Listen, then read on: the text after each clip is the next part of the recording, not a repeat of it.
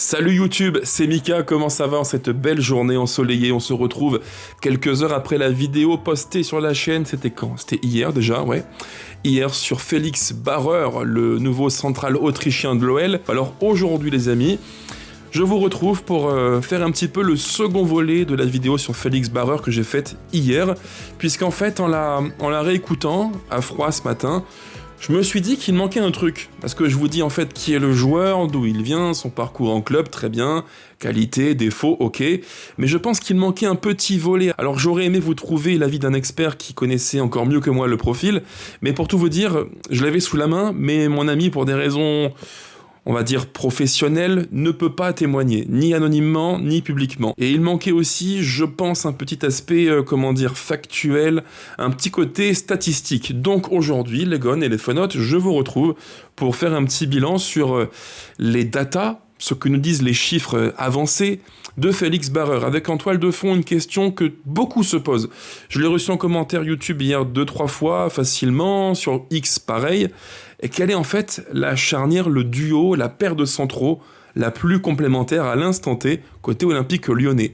Et j'ai un point de vue foot qui est clair là-dessus, j'en parlerai juste après, mais je pense que la data en dit encore plus sur les complémentarités possibles entre Bauer-Mata, Bauer-Niakhaté et Bauer-Kluivert. Donc on va faire un petit point là-dessus et on verra au final quel est en fait le binôme le plus complémentaire d'un point de vue foot, ce que vous et moi avons pu voir des matchs des uns et des autres, et aussi d'un point de vue statistique, c'est assez intéressant à voir ensemble. Avant de commencer, n'oubliez pas le petit pouce qui fait très plaisir, pensez aussi à me dire en commentaire, gentiment et avec respect comme toujours, quel est selon vous le binôme parfait pour être en défense centrale côté OL.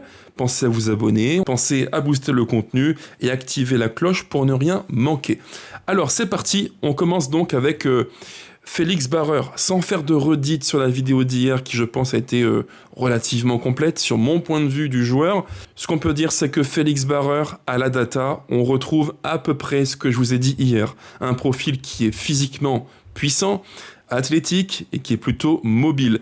Je mets à l'écran quelques petits graphes qui vont illustrer le propos. D'ailleurs, tous les graphes que je vais utiliser au cours de la vidéo proviennent tous du super site dont je parle très souvent de mon ami Alexis, datascout.fr. Allez-y, foncez dessus, c'est vraiment de la top qualité sur l'item action défensive, sur l'item duel défensif disputé et l'item duels aériens disputés. On voit clairement que Felix Bauer est dans le top 15, top 20 en D1 portugaise. C'est quelqu'un qui, en effet, dispute beaucoup de duels défensifs au sol et dans les airs, et il se trouve qu'il est plutôt bon dans le domaine, même si on va un petit peu relativiser, et ça, je l'ai évoqué hier dans la vidéo de présentation du joueur.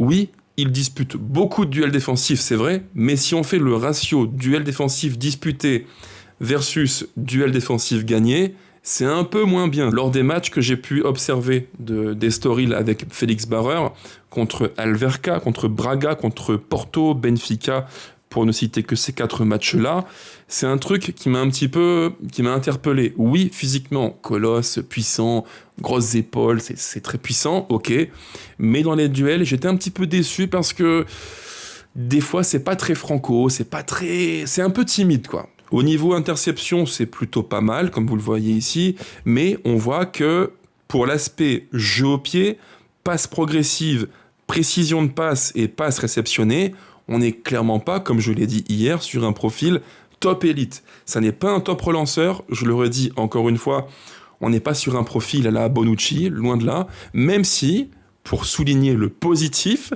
et j'y tiens pour un petit peu corriger le tir sur la vidéo d'hier, sur le jeu plutôt long, je pense qu'il a un axe de progression à développer. Il peut jouer long, il a plutôt un bon pied, correct, c'est pas un pied 8 sur 10, c'est un pied, je dirais, 5-6 sur 10, mais il peut, je pense, développer cette arme qu'il a entre les pieds. Par contre, là où ça me dérange un peu plus, et là c'est assez frappant sur le graphe, et c'est un point qui le distingue vraiment des centraux que l'on a côté Olympique Lyonnais, c'est que dans les passes progressives et les courses progressives, on n'est pas sur un central qui fait gagner beaucoup de mètres à l'équipe. C'est frappant ici. Pour les passes progressives, il fait mieux à peine seulement mieux que 42%, 41 plus 1 des centraux de D1 portugaise.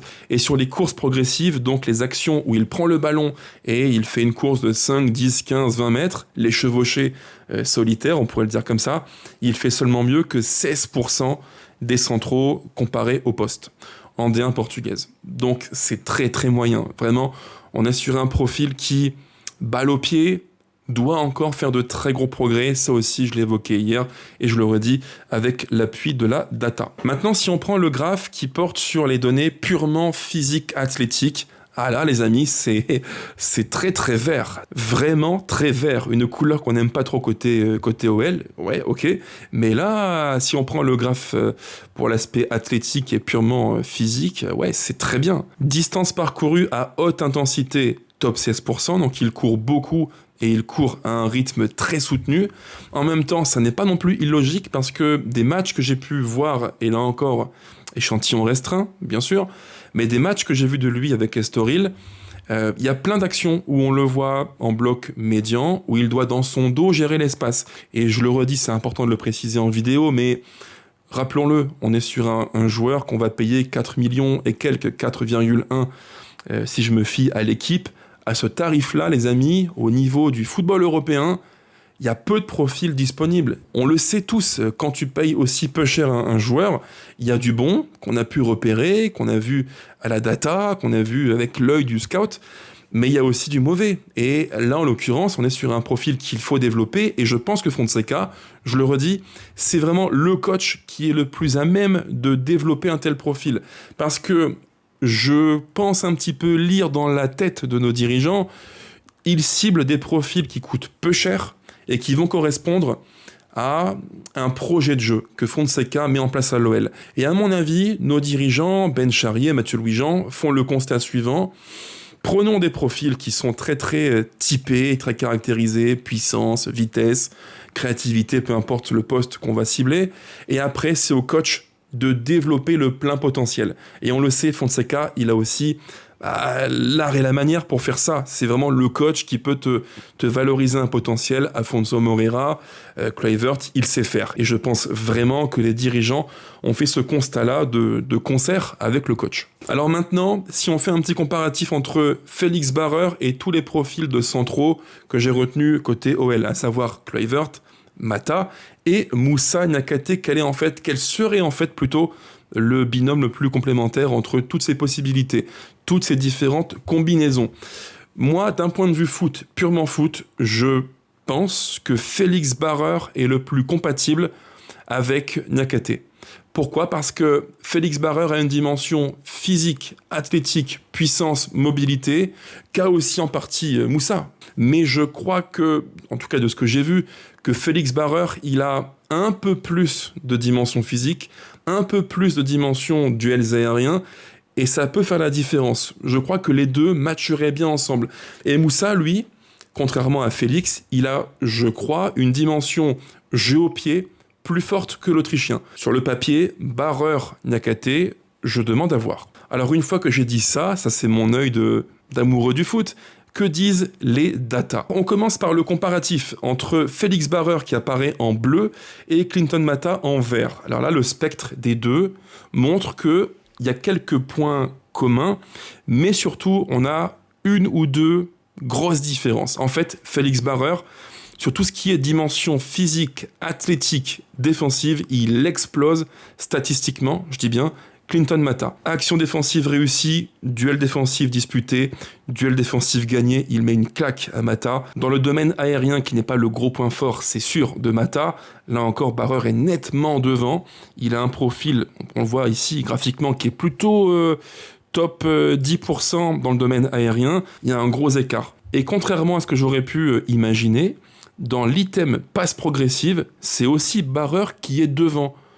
C'est un peu surprenant, en même temps, oui et non, parce que le jeu long de Mata n'est pas non plus de top qualité, mais honnêtement, je pensais les gones que, à la stat, dans les passes progressives, que Mata serait devant Barrer, mais apparemment non. Là où par contre Mata est devant Félix Barrer, c'est pour les items Course progressive, mais c'est pas étonnant.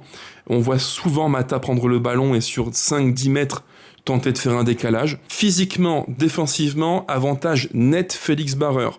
Dans l'aspect jeu progressif, par la passe, c'est plutôt Barreur, à la course, c'est plutôt Mata. Les deux profils pourraient matcher ensemble, mais à mon avis, Félix Barreur couvre beaucoup trop d'items par rapport à Mata, ce qui fait qu'en fait, j'aurais du mal à voir la plus-value qu'apporterait Mata à ses côtés. Graphe suivant, c'est celui qui concerne donc Félix Barreur en bleu et Ruben Kluivert en vert. Alors là les amis, plus que la data, j'ai un point de vue qui est très simple, et dans mon esprit, je réserve un rôle très spécifique à Ruben Kluivert. J'en parlerai, je pense, très vite sur la chaîne, mais comme vous, j'imagine, j'ai constaté que au fil des matchs, on avait un gros souci à droite. Maitland-Niles, c'est pas du tout l'assurance tout risque. Loin de là. Je n'apprends rien à personne, malheureusement.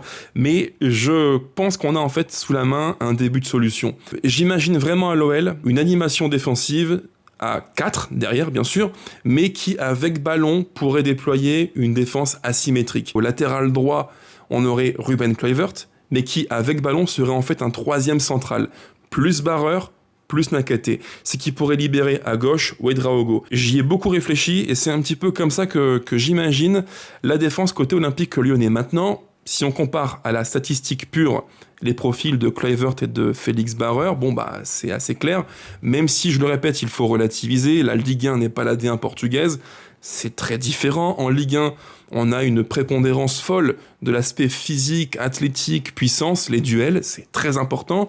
Et évidemment, quand tu es soumis comme Kluivert à des attaquants qui vont vite, qui prennent beaucoup l'espace, et qu'en plus de ça, tu n'es pas tout le temps titulaire, et qu'en plus de ça, tu joues parfois latéral droit, axe gauche, voire latéral gauche, ça peut aussi niveler par le bas la data. Ça, ayons-le en tête.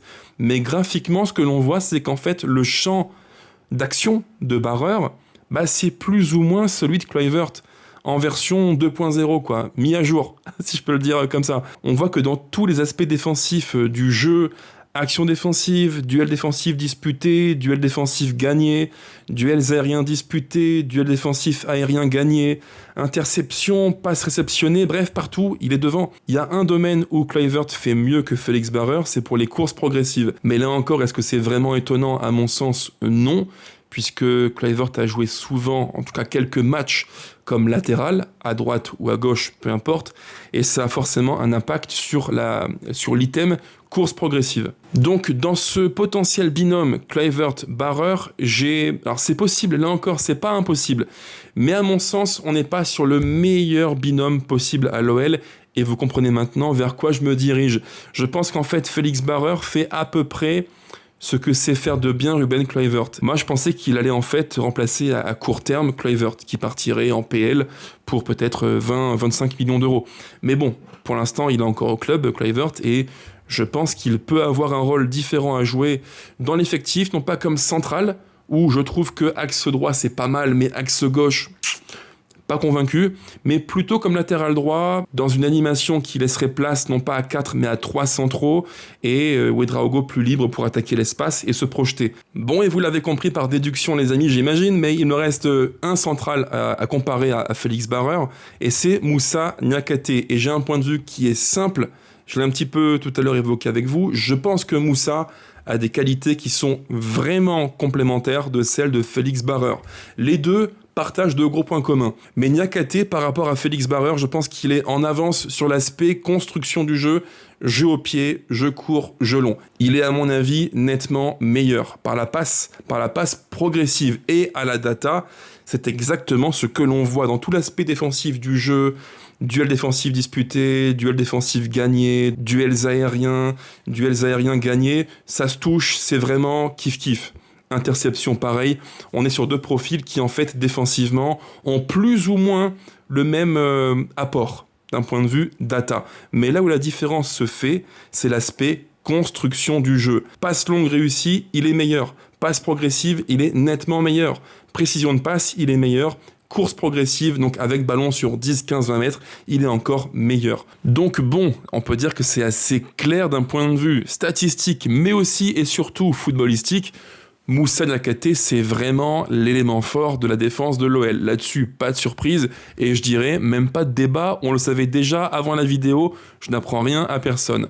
Mais ce qu'on peut surtout dire, c'est que, à l'instant T, d'un point de vue stat et d'un point de vue foot, je pense, et vous me le direz en commentaire, que la paire Niakhaté-Barreur, Niakhaté axe gauche, Barreur axe droit, c'est la plus complémentaire. Parce que les deux combinent des profils qui sont à la fois similaires sur quelques points, et en même temps qui vont se compléter sur d'autres. Moussa par le jeu au pied, Barreur par la qualité purement athlétique, physique, aérienne.